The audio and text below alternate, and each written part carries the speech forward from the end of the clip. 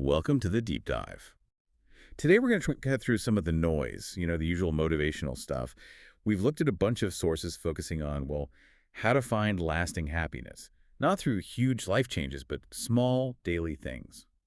Our mission really is to pull out some steps you can actually use. Yeah, and that difference is really important. People hear positivity and they often think, oh, I need a complete personality makeover, which, let's be honest, feels huge. Maybe impossible.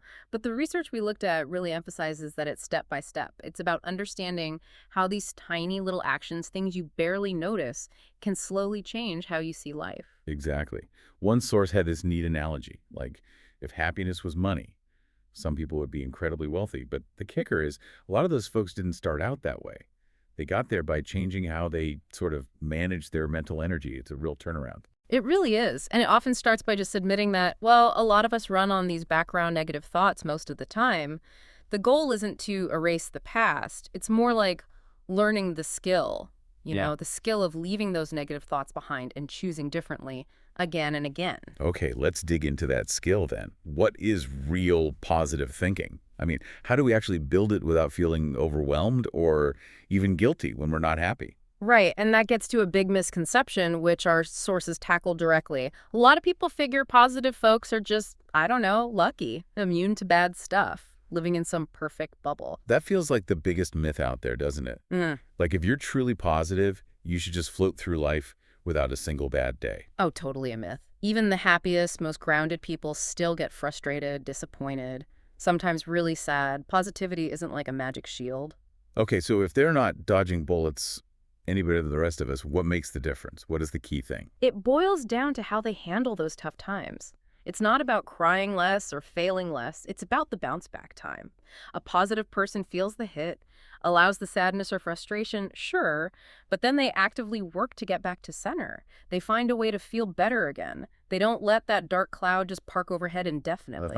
So the real core of it is knowing that even strong negative feelings aren't permanent fixtures. They're negotiable. You actually have a choice to move past them. Precisely. The research frames positivity not as some special talent you're born with or, a superpower. Fundamentally, it's a choice. You can't choose what life throws at you that's always going to be unpredictable, but you always have the power to choose your reaction. I like that clarity, but let's be real, that's tough. Hmm. If you're stuck in a cycle of negative thinking, making that choice can feel, well, enormous, like stopping a runaway train. How do you actually do it? And that's exactly where the small steps idea is so powerful. Trying to fight this huge negativity monster with some giant sweeping change, like deciding I'll be happy forever starting now, just sets you up to fail.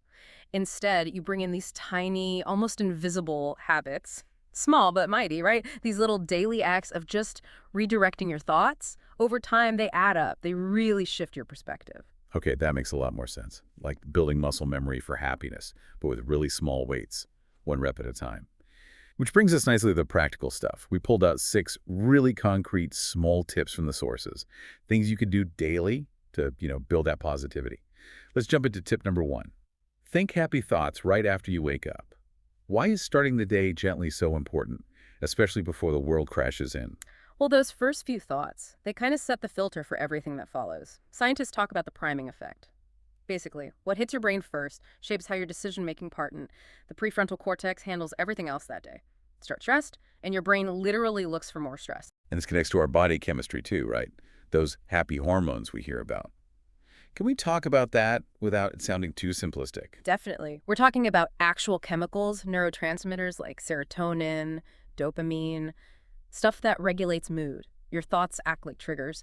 Thinking something genuinely positive, maybe something you're looking forward to, or just simple gratitude, it signals your body to release these chemicals. It wakes up your happy systems before stress gets a foothold. And it doesn't have to be some grand declaration. The sources say even just a couple of short, positive sentences work.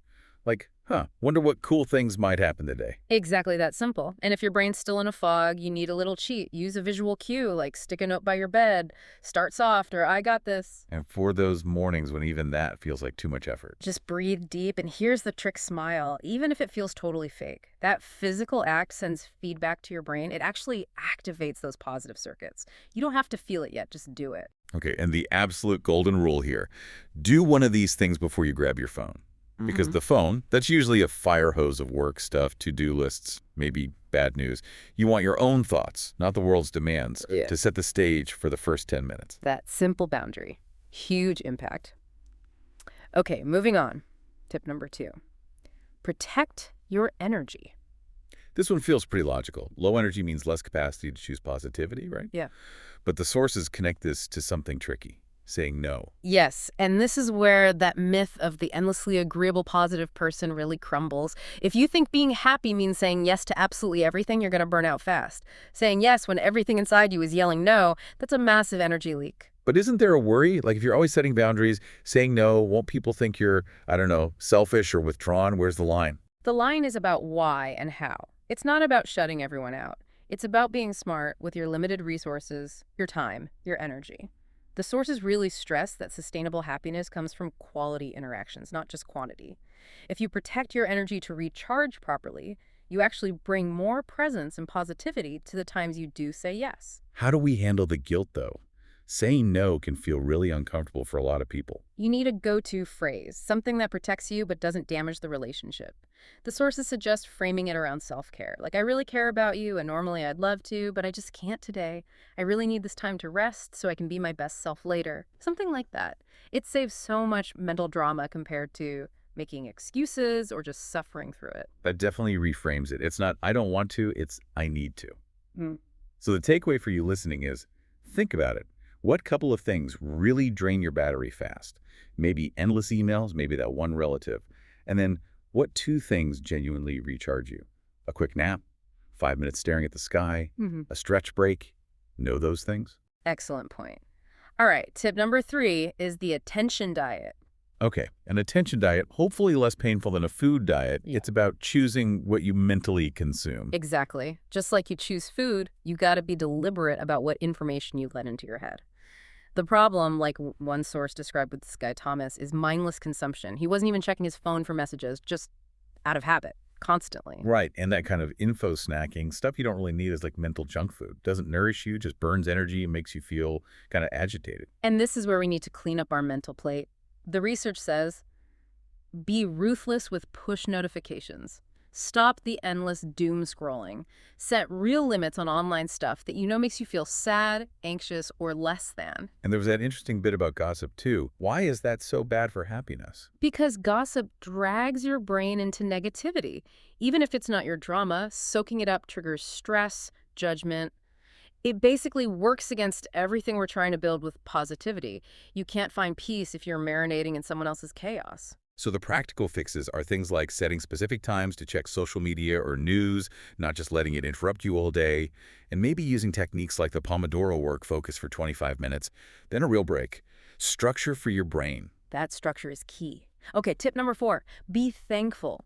This sounds so simple, almost cliche, but it's incredibly powerful. Yeah, but when we talk gratitude, I always worry about like toxic positivity. If someone's really going through it, just saying be thankful can feel kind of invalidating, right? How do we do this authentically? That's a really important point. Real gratitude isn't about pretending the bad stuff doesn't exist. It's about consciously shifting the balance of what you pay attention to. If you only focus on the problems, yeah, life feels overwhelming. Being thankful is deliberately looking for the good things that also exist right now. It proves to your brain that life isn't 100% awful. So it's less about ignoring the bad and more about actively seeking out and dwelling on the good bits, even the tiny ones that are always there. Exactly. We're not talking about huge wins here. It's the micro stuff. Waking up, clean water, that first sip of coffee tasting just right, a simple text from someone you love saying, hi. These things are easy to gloss over, but they're like little deposits into your emotional bank account. They build stability. Okay, that leads nicely into tip 5, which sounds weird at first. You don't have to feel good to do good things. Usually, we wait to feel happy before we act positively. Yeah, and waiting is often the trap. Feelings, they're all over the place, up and down constantly. But meaningful action, that's something you can control. The research actually shows that action often comes before the positive feeling. If you wait for motivation to strike, well, you might be waiting a long time. So we flip it around. Doing something meaningful, even something small, especially when you feel low, that's what can actually trigger those happy brain chemicals. It creates this positive upward spiral. When you feel heavy or stuck, that feeling itself can be paralyzing. Trying to tackle some huge task feels impossible. But if you just tidy your desk, go outside for 2 minutes, drink a glass of water, small, achievable, meaningful things, doing them breaks the paralysis. That little completion feels like a win, and your brain notices. Okay, so a quick exercise for you listening. Next time you feel that heavy, stuck feeling, just ask yourself, what's one tiny useful thing I can do in the next 5 minutes? And then just do it. No big debate. Right away. Don't overthink it. That immediacy is important. Yeah. Okay, finally, tip number 6, redefine happiness. This one's about the picture we have in our heads. Yeah, society bombards us with these images, right? Yeah. Happiness looks like the big promotion, the perfect vacation photo, the flawless relationship update. And chasing that specific picture is exhausting, partly because real sustainable joy, it rarely looks like a giant fireworks display. The truth the sources point to is that most genuine happiness comes quietly, slowly, from very small, ordinary things. Like a quiet afternoon with a book, watching the rain with hot tea, or just a day where nothing goes wrong, no drama. Those are the moments, they're the bedrock of feeling okay, feeling peaceful. But because they're not splashy or easy to post on Instagram, we sometimes think they don't count. But they absolutely do. Just sitting quietly, maybe people watching, not needing to do anything. That quiet, private joy. It's real, and it's essential fuel. So don't feel bad if your happy place is just a quiet Tuesday night, not some curated online fantasy. Your definition of a good day is yours. And that quiet contentment, that's a really powerful kind of positivity. It really is. Maybe the ultimate kind. So wrapping this up, what's the big takeaway for you listening? It means, yeah, bad days will happen. That's a given. But feeling helpless, that's the part you can choose to change. These sources give us tools, these small intentional shifts to redirect where our mental energy goes. And maybe just start really small. We'd encourage you to try maybe just one thing consistently. One positive thought first thing in the morning. One phrase you practice using to protect your energy. One moment each day to actively notice something good. If you can make even one of those tiny habits stick, positivity starts to feel less like a struggle and more like just how you operate. And we'll leave you with this last thought to mull over. Happiness isn't always the big, loud fireworks show. Sometimes, maybe most times, it's small and quiet, like a candle in a dark room. The real signs you're getting there might not be constant big smiles or huge successes. It might just be feeling a bit calmer inside, sleeping a little better, worrying a little less. That small, steady light, that can guide you a really long way.